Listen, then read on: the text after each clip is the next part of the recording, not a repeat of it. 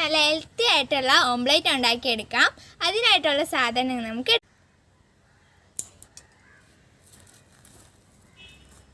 ഇപ്പോൾ നമ്മൾ മുരിങ്ങയുടെ പൂവ് ഇലയും കട്ട് ചെയ്തെടുക്കാം. നമുക്ക് ചീരയുടെ എടുക്കാം. ഇനി നമുക്ക് കാന്താരി എടുക്കാം. ഒരു തണ്ട് കറിവേപ്പില എടുക്കാം. പ്ലേറ്റിനുള്ള സാധനങ്ങൾ കഴുകി അരിഞ്ഞെടുത്തിട്ടുണ്ട്.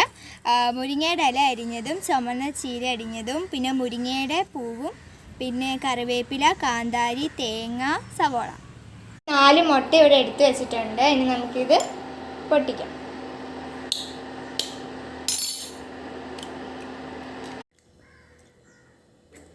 മുട്ടയ്ക്കകത്തേക്ക് നമുക്കിതെല്ലാം ചേർത്ത് കൊടുക്കാം.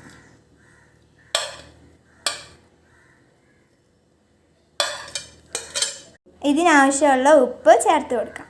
ഇതിലേക്ക് കുരുമുളക് പൊടി ചേർത്ത് കൊടുക്കാം. എല്ലാം കൂടെ മിക്സ് ചെയ്ത് കൊടുക്കാം. നമുക്കിത് ഒഴിച്ചു കൊടുക്കാം.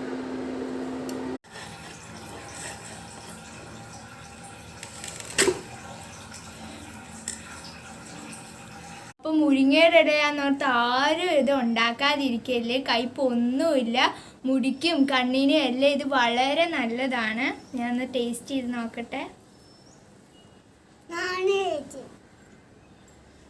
നല്ല ടേസ്റ്റ് ഉണ്ട്. അപ്പോൾ പുതിയൊരു വീഡിയോ ആയിട്ട് കാണാം. ടാറ്റാ.